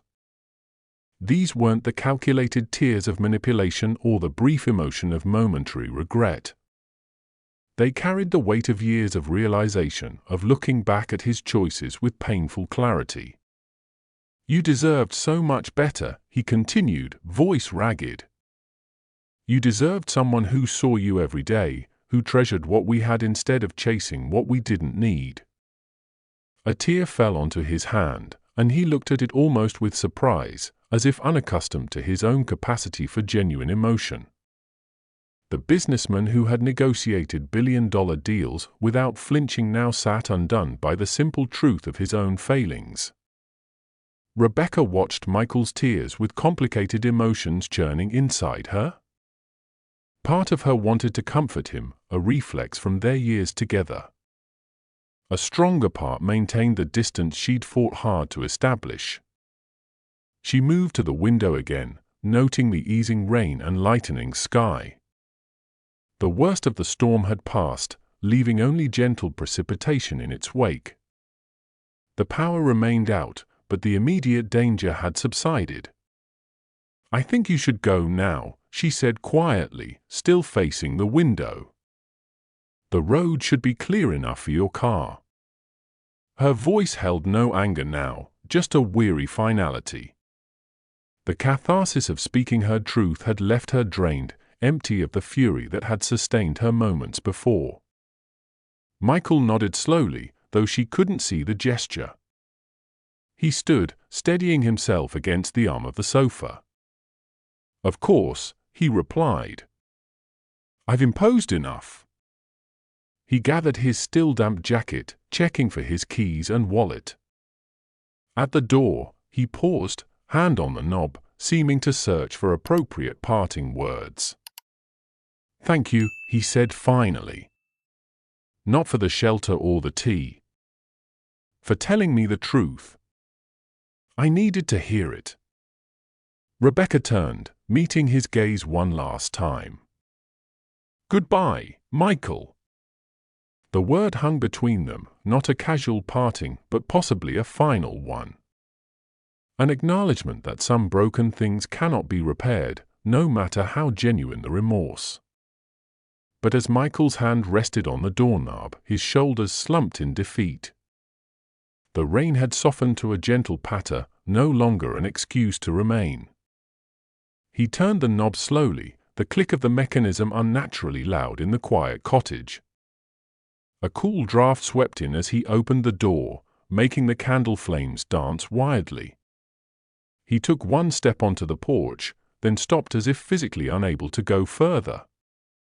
The night air carried the scent of rain-soaked earth and distant sea. For several heartbeats, he stood frozen in the doorway, silhouetted against the misty darkness beyond. Then, with the deliberate movement of someone making a life-altering decision, he closed the door and turned back to face Rebecca. His expression had transformed, no longer defeated, but filled with quiet determination. Whatever he was about to say, it clearly cost him every ounce of courage he possessed. "I can't leave like this," he said simply. "Not again." Michael took a step toward Rebecca, then stopped himself, maintaining the distance she had established. His hands hung at his sides, empty of the power gestures that had once defined him, no phone, no keys, nothing to hide behind. "Please take me back," he said, his voice barely above a whisper but filled with raw emotion. "Not as your husband. Not even as your partner. Just back into your life, somehow." The words hung in the air between them, stripped of pretense or calculation. When Rebecca didn't immediately respond, he continued, each word measured and sincere. "I know I don't deserve another chance. I know I shattered what we had. I'm not asking you to forget or to forgive everything overnight." His voice strengthened slightly. "But please, Rebecca, don't let this be our final goodbye." He ran a hand through his hair, struggling to articulate feelings long suppressed. "For 5 years, I've been a ghost in my own life. Walking through days that meant nothing, accomplishing things that felt empty. The truth is, I never stopped loving you. Even when I was too blind and selfish to show it, too consumed by ambition to honor it, the love remained." Michael took a deep breath. "I'm not the same man who hurt you. The tumor, the surgery, facing mortality, they didn't change me. They just stripped away the lies I'd been telling myself. Showed me what actually matters." He met her eyes with complete vulnerability. "I don't want my wealth back. I don't want our old life back. I just want the chance to know the woman you've become, to prove that I've changed too. Please, Rebecca. Take me back, in whatever way you can." Rebecca stood perfectly still, Michael's plea reverberating through her like an echo in an empty room. Her carefully constructed walls, built over years of healing and self-discovery, trembled with hairline fractures. Something long dormant stirred within her, a feeling she'd convinced herself was permanently extinguished. She turned away, needing a moment to compose herself. Her reflection caught in the window glass, candlelight illuminating the conflict in her eyes. The woman staring back was stronger than the one who had left Michael 5 years ago, but just as capable of being hurt. I don't know if I can, she admitted softly. Or if I should. Memories flooded back unbidden, not the painful final months, but earlier times, Michael bringing her coffee in bed on Sunday mornings, his genuine interest when she described a new artist's work, the way his eyes had once lit up when she entered a room. The man standing before her now carried echoes of that earlier Michael, the one she had fallen in love with before ambition consumed him. Her fingers traced an invisible pattern on the windowpane, buying time as she navigated the dangerous waters of resurfacing emotions. "We can't go backward," she finally said, her voice threaded with uncertainty. "Too much has changed." The charged silence between them suddenly shattered as Michael's phone rang loudly from his pocket. The harsh electronic tone sliced through the delicate moment, making them both flinch. It was a distinctive ringtone, one Rebecca recognized from their marriage as his emergency-only alert, reserved for critical business situations. Michael closed his eyes briefly, frustration evident on his face. He made no move to answer it. The phone continued its persistent demand for attention, ringing once, twice, 3 times. Rebecca watched him, a familiar tension creeping back into her shoulders. How many conversations had been cut short by that same sound? How many moments interrupted, promises broken, connections severed by the never-ending emergencies of Hayes Tech? "You should get that," she said quietly, already retreating emotionally, preparing for the inevitable. "It sounds important." The phone fell silent for a moment, then immediately began ringing again, someone calling back instantly, signaling a genuine crisis. Michael reached into his pocket and pulled out the device. The screen illuminated his face with harsh blue light, displaying Diane Wilson, urgent, and a timestamp showing this was her 5th call in the past hour. Michael glanced at the screen, his jaw tightening. Diane never called repeatedly unless something critical was happening. Despite her efficiency, she respected his personal time and would only breach that boundary for true emergencies. "I'm sorry," he said to Rebecca, his thumb hovering over the screen. "I should at least see what's happening." Rebecca nodded, arms crossing protectively across her chest. The familiar choreography was playing out exactly as it had countless times during their marriage, the intrusion of business, the inevitable prioritization of crisis over connection. Michael answered with a terse, "What is it, Diane?" Even from across the room, Rebecca could hear the rapid, urgent voice on the other end of the line. Something about the Google acquisition, board members calling emergency meetings, rumors of a hostile takeover attempt if Michael didn't return immediately to handle the situation. "The stock is dropping by the minute," Diane's voice came through clearly. "The board chairman is threatening to invoke the contingency clause if you don't participate in the call in the next 30 minutes. You could lose control of the company, Michael." Michael's expression remained unreadable as he listened, his eyes fixed on Rebecca's face. The moment stretched between them like a test, one he had failed repeatedly in the past. "Diane," Michael said, his voice calm and measured. "I understand the situation." He paused, listening to her frantic explanation of potential financial consequences and board maneuvers. The old Michael would have already been calculating damage control, mentally mapping out strategic countermoves. "The board needs to know that Michael began, then stopped himself. His gaze never left Rebecca's face as he made a decision that would have been unthinkable just weeks earlier. "I'm unavailable," he stated firmly. "I'll deal with the consequences tomorrow." Diane's shocked response was audible even across the room. "But sir, this could mean losing everything you've built. $12 billion and your controlling interest."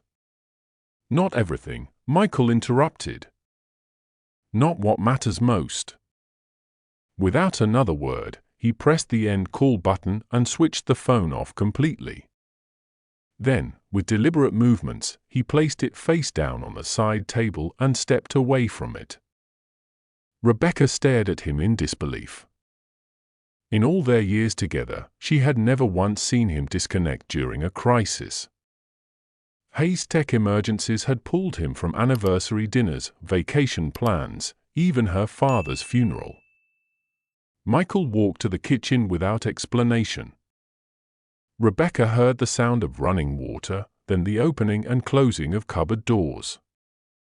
When he returned, he carried 2 fresh mugs of tea, having rebelled water on her gas stove. He placed one mug on the side table nearest her, not handing it directly to her, respecting her need for space.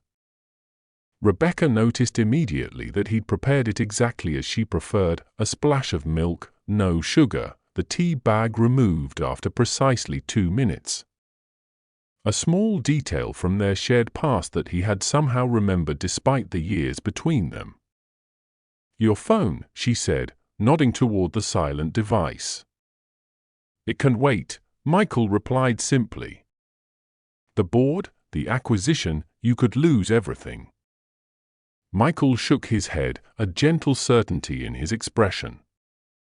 "5 years ago, I lost everything that mattered when you walked out our door. I just didn't realize it until recently." He sat down, not on the edge of his seat as before, but fully present in the moment. There was no anxious glancing at his phone, no fidgeting with restless energy. Instead, he lifted his mug and took a slow sip, his entire demeanor communicating that nothing, not $12 billion, not his company, not his legacy, was more important than this conversation with her. Rebecca watched Michael over the rim of her mug, searching his face for any sign of the restlessness that had always betrayed his divided attention. She found none, only patient attentiveness and a vulnerability she'd never seen during their marriage. "What exactly are you asking for, Michael?" she finally asked, her voice quiet but steady. "What does take me back mean to you?" Michael considered her question carefully, not rushing to answer as he once would have. "A chance," he said simply. "To show you who I am now. To learn who you've become. I'm not asking for promises or commitments. Just time. Conversations.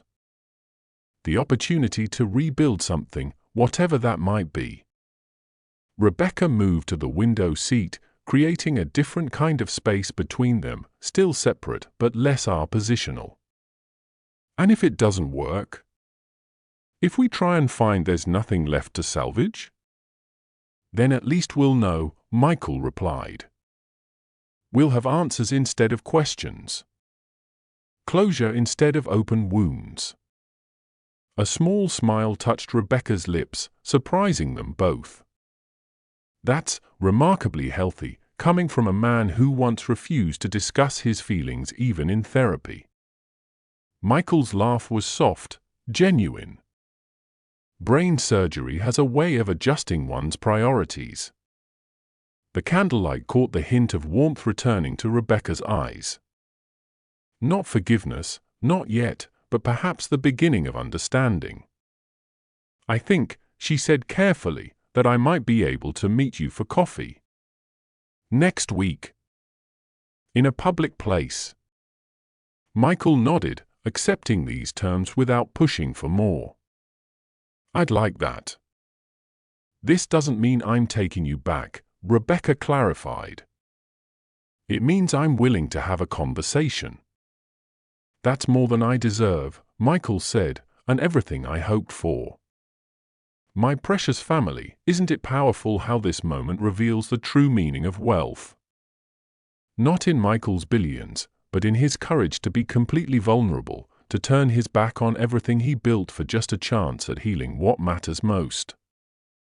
If this journey of second chances and raw honesty is touching your heart right now, please take a moment to hit that thumbs up button. Each like you give helps our storytelling sanctuary grow stronger and allows me to keep bringing these emotional tales of love, redemption, and healing directly to you. Your support means the world to me, and I'm so grateful for each one of you who keeps joining me on these beautiful journeys of the heart. Now, let's continue. The storm passed overnight, leaving a pristine morning in its wake. Rebecca had offered Michael her guest room after their conversation, a practical decision when they'd noticed the fallen trees blocked the road that'll lead to town. Dawn light filtered through Rebecca's kitchen windows as she padded barefoot to start coffee. She found Michael already there, sleeves rolled up, attempting to decipher her French press. "I was trying to remember how you like it," he admitted, a hint of sheepishness in his voice. "Still strong enough to stand a spoon in," she replied, the familiar exchange slipping out before she could catch herself. They moved around each other cautiously, like dancers relearning forgotten steps. The silence between them felt different now, not charged with anger but with possibility, fragile and uncertain. Rebecca noticed Michael glancing at his still powered-off phone, but making no move to check it. Outside, birds sang in the aftermath of the storm, nature's reminder that even the darkest tempests eventually clear. Over steaming coffee mugs, Michael finally broke the delicate silence. "I've been thinking about what happens next," he said, watching her carefully. "About that coffee next week?" Rebecca raised an eyebrow, waiting. "I'm staying in Connecticut for a while," he continued. "I've already booked a room at the inn in town for a month." "A month?" Rebecca's surprise was evident. "What about Hayes Tech?" "The acquisition?" Michael set his mug down deliberately. "I've asked my COO to handle daily operations. The board can wait for my decision." He leaned forward slightly, his expression earnest but not pressuring. "I'd like to propose something. 1 month. That's all I'm asking for. 30 days to show you I've changed, not with grand gestures or expensive gifts, but with consistency. Small actions that prove my priorities are different now." His hands remained flat on the table, a picture of calm determination. "No expectations beyond that. After 30 days, if you decide you want nothing more to do with me, I'll respect that completely. I'll sign whatever paperwork you need for full, permanent closure." Rebecca's fingers tapped thoughtfully against her mug as she considered his proposal. Morning light caught in her hair as she tilted her head, studying him with new eyes. "A month seems arbitrary," she said finally. "Life isn't a time challenge with a finish line, Michael. Real change doesn't work that way." She stood, moving to refill her coffee, needing the physical space to organize her thoughts. When she turned back, her expression was resolute. "Here's my counteroffer. No timeline. No pressure. We start as acquaintances working toward friendship, nothing more. I won't make promises about where this might lead." Rebecca leaned against the counter, maintaining the distance between them. "If you're serious about showing me you've changed, then prove it by respecting my boundaries.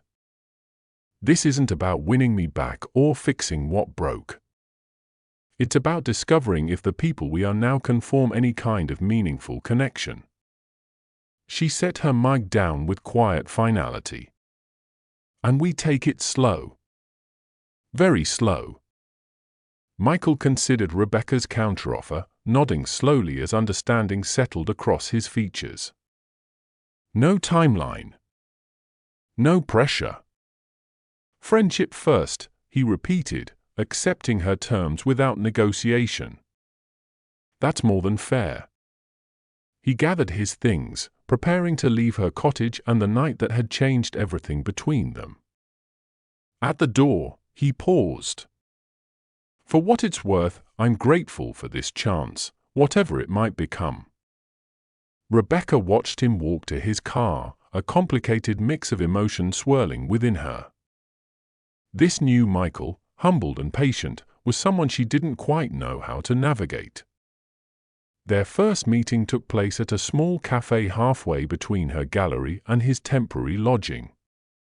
The conversation was stilted, punctuated by long silences and careful politeness. They parted after exactly 1 hour, both unsure if they would meet again. But the following week, Rebecca texted first, a surprise to them both. New exhibition at the Harbour Gallery if you're interested. They walked through the exhibition separately, then discussed the artwork over coffee afterward. Michael asked thoughtful questions without dominating the conversation. Rebecca found herself relaxing incrementally in his presence. Week by week, coffee evolved into shared meals, first at casual restaurants where they sat across from each other, then gradually at more intimate venues where the distance between them shortened both physically and emotionally. Rebecca's biggest exhibition of the year, featuring a sculptor she discovered working out of a converted garage, coincided with Hayes Tech's annual Innovation Summit. Rebecca mentioned the exhibition date casually during one of their dinners, not expecting his attendance. It's going to be a busy night. The New York Times art critic confirmed his coming. Later that evening, checking her phone, she saw headlines announcing Michael's unexpected withdrawal from the summit. The business press erupted with speculation about Hayes Tech's future and Michael's commitment to the company. The night of the exhibition, Rebecca was directing caterers when she glanced up to see Michael entering the gallery. Not only had he come, but he'd arrived early, dressed impeccably, but without the power suit armor he once wore constantly. "You're here," she said, unable to hide her surprise. "What about your summit?" "My COO can handle it," he replied simply. Throughout the evening, Rebecca watched as Michael engaged genuinely with the artists, asking intelligent questions and listening to their answers, without checking his phone once. When the Times critic arrived, Michael stepped back, giving Rebecca full spotlight for the success she'd created entirely on her own. 3 months into their cautious reconnect, Michael mentioned he needed to return to Boston for a board meeting. Just for 2 days, he assured her. "I've been handling most things remotely, but this requires my physical presence." Rebecca surprised herself by offering to accompany him. "I should visit my friend Grace in Cambridge anyway," she explained, downplaying the significance of traveling together. After settling at his hotel, Michael hesitantly asked if she'd like to see the Hayes Tech offices. "They've changed since you were last there," he said carefully.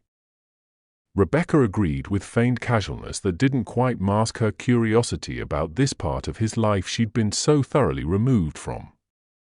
The sleek headquarters hummed with activity, employees nodding respectfully as Michael guided her through. When they reached his corner office, Rebecca halted abruptly at the threshold.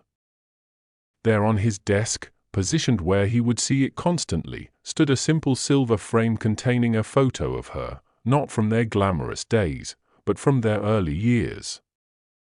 Rebecca at her first curatorial job, hair pulled back, eyes bright with passion as she explained an exhibition to unseen visitors.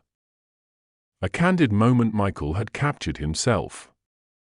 "You kept this?" she whispered, lifting the frame. "It never left my desk," Michael admitted quietly. Not even during the divorce. Their delicate rebuilding faced its first real test the following evening. After the board meeting, Michael suggested dinner at a quiet restaurant near the public garden. Rebecca arrived early, enjoying the warm spring evening as she waited outside. A sleek town car pulled up, and Michael emerged deep in conversation with an elegant woman in her 40s. The woman touched his arm familiarly, leaning close to make a point. Michael nodded, his expression serious but engaged. Neither had noticed Rebecca watching from the shadows. Something cold and familiar twisted in Rebecca's stomach, the sensation of being replaced, forgotten. She turned and walked quickly in the opposite direction, ignoring Michael's calls when he finally spotted her. Back at her hotel, Rebecca's phone buzzed repeatedly with his messages, which she left unanswered. Old wounds reopened with surprising ease despite months of careful healing. When a knock came at her door, she almost didn't answer. Michael stood in the hallway, slightly breathless from taking the stairs rather than waiting for the elevator. "That was Elaine Winters," he said without preamble. "My lead counsel for the restructuring plan." "You don't owe me explanations," Rebecca replied stiffly. "We're just friends, remember?" "Friends deserve the truth," Michael countered. "Elaine is helping me completely restructure Hayes Tech. I'm stepping down as CEO to become chairman emeritus. The company consumed my life once. I won't let that happen again, regardless of what becomes of us." He held out his phone, showing emails confirming the transition plan. "I'm choosing a different path this time, Rebecca. But I understand why you doubt that."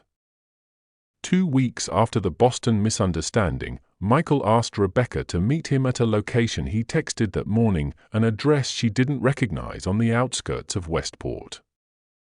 Curiosity won over hesitation, and she found herself driving down a winding coastal road until she reached a small, weathered building overlooking the water. As she parked beside Michael's car, she realized it was an abandoned boathouse similar to the one she'd converted into her gallery. Michael stood waiting on the dock, hands in his pockets, watching the waves. "What is this place?" she asked, joining him. "A memory," he answered, guiding her inside. The interior was empty except for a single easel in the center holding a canvas covered with cloth. Sunlight streamed through dusty windows, illuminating floating dust motes. "I found your college sketchbooks in a box I kept," Michael explained. "You always dreamed of a studio by the water. A place to paint again, not just curate others' work." He gestured around the space. "I didn't buy it. I just secured the option, in your name only. Whether we have a future together or not, this belongs to you, to the dream you had before you met me, the one I should have supported all along." When Rebecca unveiled the canvas, she found not a painting but her original sketch from 15 years ago, a young artist's vision of her perfect studio, preserved all this time in Michael's safekeeping.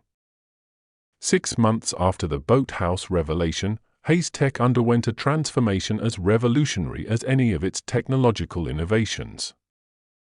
Michael had completely restructured the company, stepping down as CEO to assume the role of chairman emeritus, a position that required just 3 days of work each week.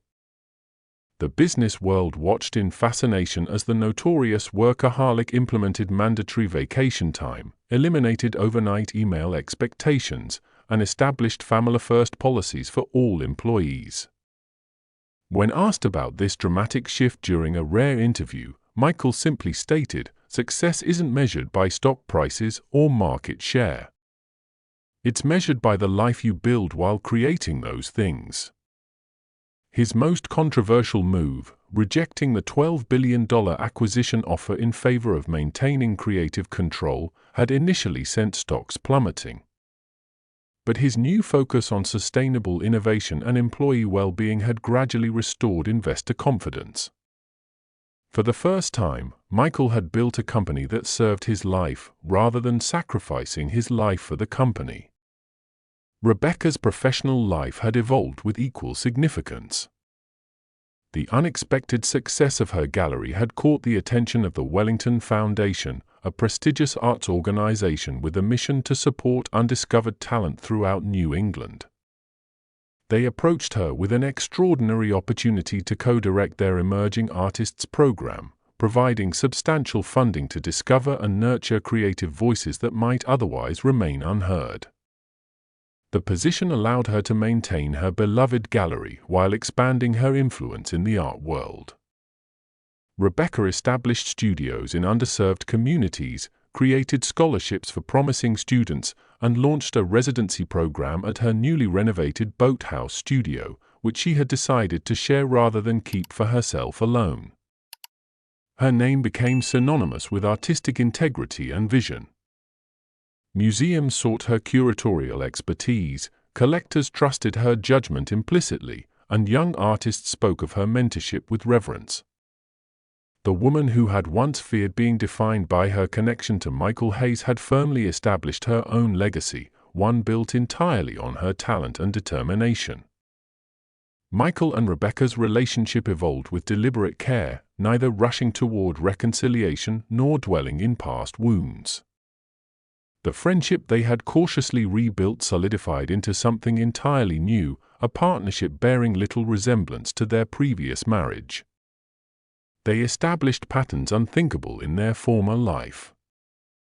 Weekly calendar sharing became non-negotiable, with each respecting the other's commitments. They developed a no-technology rule during dinners, resulting in conversations that stretched for hours. When work emergencies arose, as they occasionally did for both, they discussed the interruption honestly rather than resentfully. Most significantly, they learned to voice needs without fear. Rebecca could now say, "I need space this weekend," without Michael assuming rejection. Michael could admit the board meeting was overwhelming, without Rebecca assuming he was withdrawing. Their separate homes remained, neither rushing to recreate their former living arrangement. This physical independence reinforced their emotional growth. They chose to be together rather than defaulted to it. Friends observed the change in their dynamic, noting how they seemed to truly see each other now, listening with attention that had been absent before. On the anniversary of the night the storm had reunited them, Michael invited Rebecca to dinner at a small waterfront restaurant. The setting was intimate but unpretentious, white light strung above a deck overlooking the harbor, waves gently lapping beneath them as the summer sunset painted the sky in gold and crimson. Over dessert, Michael reached across the table for Rebecca's hand, his expression suddenly serious. "I've been thinking about us, about how far we've come and where we might go next." Rebecca's breath caught, her fingers tightening around his. "I had a speech prepared," Michael admitted with a small laugh. "But what I really want to ask is simple." He paused, searching her eyes. "Rebecca, would you consider spending a week with me in New York? At the place where we first met?" Rebecca had rearranged several important gallery meetings and postponed a foundation event to make the New York trip possible. The weight of these professional sacrifices wasn't lost on Michael. He recognized them as the meaningful gestures they were, small commitments that spoke volumes about her priorities now. "Thank you for making the time," he said as they checked into their hotel. "I know moving those meetings wasn't easy." Rebecca smiled, a gentle warmth in her eyes. "Some things matter more." A week later, they stood together in the Guggenheim, in the exact spot where they'd first spoken years ago. The museum had closed to the public, the rotunda empty except for them, a private evening Michael had arranged not through money or influence, but through a heartfelt letter to the director explaining their story. "Do you remember what you said to me here?" Michael asked, his voice echoing slightly in the vast space. Rebecca smiled. "It's the golden ratio." The architect used it throughout the design. "Those words changed my life," Michael said, taking both her hands in his. "But what I want to ask you isn't about the past." He led her to a small alcove where a single exhibit stood covered. When he removed the cloth, Rebecca gasped. There lay their original marriage vows, handwritten and framed, alongside a new document with blank spaces waiting to be filled. "These were our promises to each other," Michael said softly. "Promises I failed to keep. I'm not asking you to marry me again, we already are, in the ways that matter. I'm asking if you'd consider writing new vows with me. Not legally binding documents, but honest promises about who we are now and what we want to build together." Rebecca stood motionless, her fingers lightly touching the framed vows they had written in another lifetime. Emotions crossed her face in waves: recognition, remembrance, and something deeper that had been gradually returning over these past months. "I thought I'd forgotten these words," she whispered. Her eyes met his, glistening with unshed tears. "But I never did." She traced the blank spaces on the new document, feeling the texture of the handmade paper. "We're different people now, aren't we? Better versions of who we were." Michael remained silent, giving her the space to process what he was asking. The enormous rotunda seemed to hold its breath around them. "Our first marriage died because we stopped seeing each other," Rebecca said finally. "We became strangers sharing a home." She looked up at the spiraling architecture above them, then back to Michael. "But these past months, I've seen you, truly seen you. And you've seen me, maybe for the first time." Rebecca took a deep breath and reached for his hand, intertwining their fingers with deliberate care. "I would be honored to write new promises with you. Not to reclaim what was lost, but to create something we never had before, something honest, balanced, and real." Michael's face transformed at her words, years of regret and months of patient hope giving way to pure joy. He moved toward her slowly, giving her time to step back if she wished. But Rebecca closed the remaining distance between them without hesitation. Their lips met with gentle certainty, a kiss unlike any they had shared before. Not the desperate passion of their early days or the mechanical habit their marriage had become. This kiss contained full awareness of all they had lost and found again, all they had suffered and learned, all they might become together. Rebecca's hands framed his face as Michael's arms encircled her waist, drawing her closer. The vast museum space faded away, time suspended as they reconnected on this most fundamental level. When they finally separated, both were breathless. "I never stopped loving you," Rebecca admitted, the word she had guarded so carefully finally set free. "Even when I hated what we became, some part of me remembered the man I fell in love with at this exact spot." Michael pressed his forehead to hers, their breath mingling in the quiet space. "I'll spend the rest of my life being worthy of this second chance," he promised. Above them, the museum spiral continued its eternal ascent, a perfect mathematical symbol of their journey forward, not in circles, but in upward growth, building on the foundation of all they had overcome. My beautiful family, as we conclude Michael and Rebecca's journey, it reminds us that true wealth isn't measured in bank accounts or business empires. Real treasure lies in the courage to admit mistakes, the humility to change, and the blessing of second chances when we thought all hope was lost.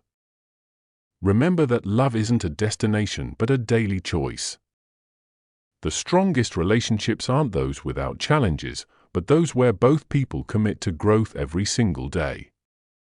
Like delicate flowers, connections must be watered with attention, fertilized with honesty, and given the sunlight of genuine presence. Now, this is an encouragement to you, my dearest family. If you're walking through a difficult season in your own relationship right now, please don't lose heart.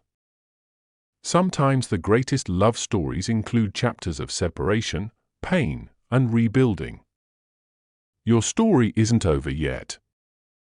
Whether you're fighting to save a relationship worth keeping or healing from one that couldn't be saved, know that you are stronger than you realize. The courage it takes to face relationship challenges head-on is the same courage that builds character and wisdom. Trust your journey, honor your worth, and remember that sometimes the broken places become the strongest parts of us when they heal properly. Heavenly Father, as we conclude this story of redemption and renewal, I lift up each precious member of our storytelling family into your loving hands. For those struggling in relationships, grant wisdom and healing. For those feeling forgotten, remind them of your constant presence. For those rebuilding after heartbreak, provide strength for each new day. Wrap your loving arms around each person watching, wherever they may be in this world. May they feel your peace that surpasses understanding, your joy that overcomes circumstance, and your love that never fails. Unite our hearts as one family under your care until we meet again tomorrow. Amen. My precious family, my heart feels so full after sharing this journey with you today. Before you go, please shower me with your beautiful thoughts in the comments below. Did Michael and Rebecca's story touch your heart? Which moment brought tears to your eyes? Your precious reflections are the greatest gift you can give me, and I treasure each word you share. Until we meet again tomorrow for another story that will touch your soul, I hold each of you in my heart. May your evening be blessed with peace, and may you feel deeply loved wherever you are.